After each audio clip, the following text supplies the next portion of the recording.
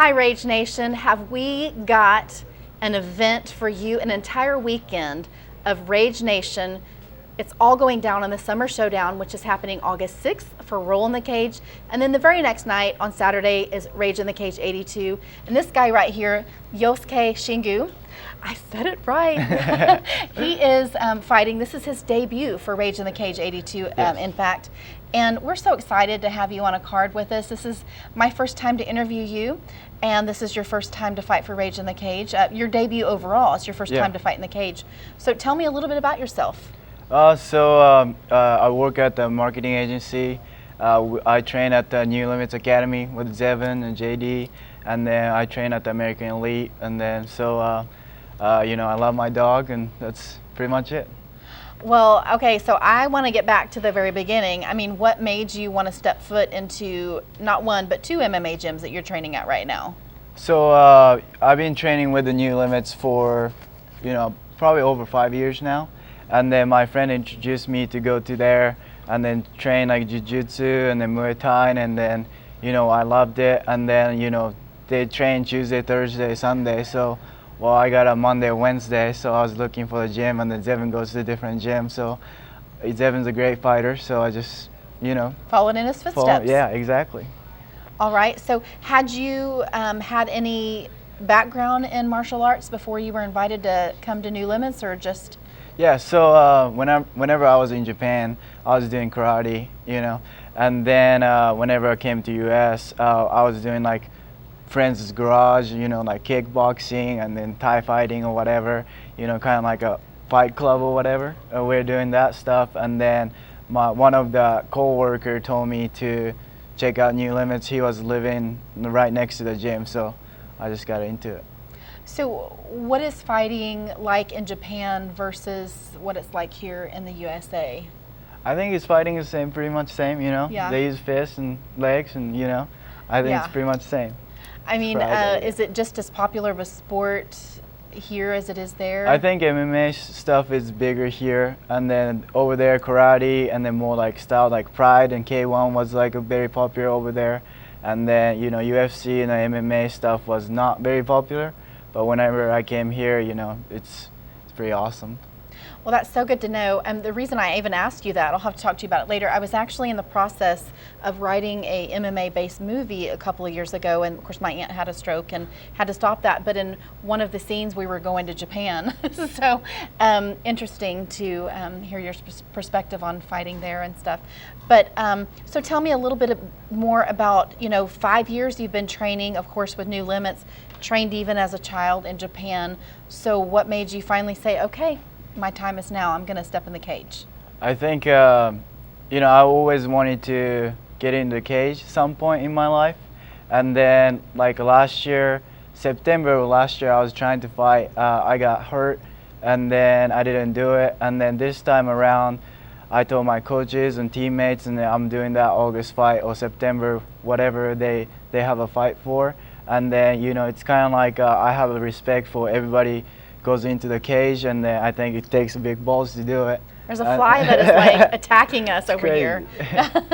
So, yeah. Yeah, but so I kind of decided, train hard, and then I think I feel ready, and then so I'm gonna do it. All right. Well, I hope Rage Nation is ready as well. I'm certainly ready for this one. So you work at a marketing agency. So what do the people there think about you stepping foot in the cage? I think, I hear all the time, sometimes whenever I went to a pitch meeting, I had a black guys from sparring or something like that, they kind of look at me weird, and then I tell them, say, hey, I train, MMA, so, I'm not a crazy person or whatever. And then, so like some people, a lot of my co-workers and my employees, they are very supportive, and then, friends and, the clients, and like, I hope they're going to come see me fight, and I'm excited about it. Well, and you are the exact person to ask this. There's so many fighters out there that part of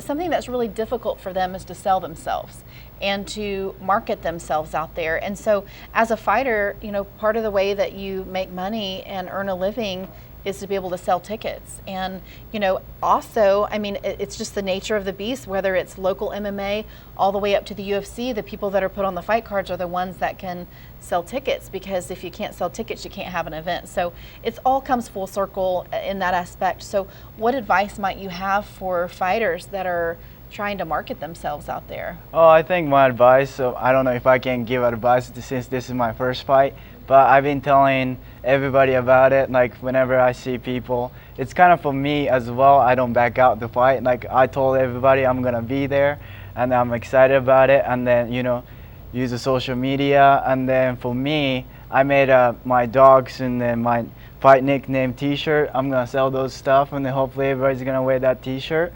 And then I think tell everybody about it, be confident about it, and be positive about it. I think everybody want to watch.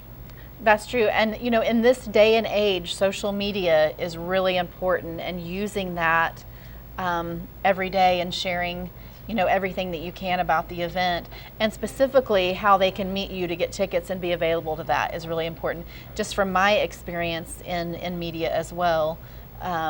So I've always said that we need to do a workshop on how to help these fighters, because if you want to get to the big stage, you got to know how to sell yourself, and you've got to know how to talk on camera. So we're working on that aspect. Yeah, I think everything like fighting, same thing. It's like consistency is key, you know? Yeah. If you want to have a workshop, I'm down to do it.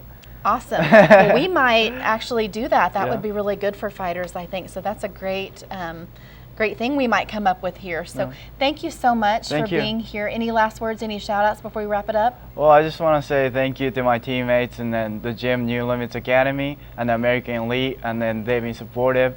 JD Henson, Devin Hunt, Matt Grass, JR, you know, they've been helping me out and day in, day out, and then I appreciate that.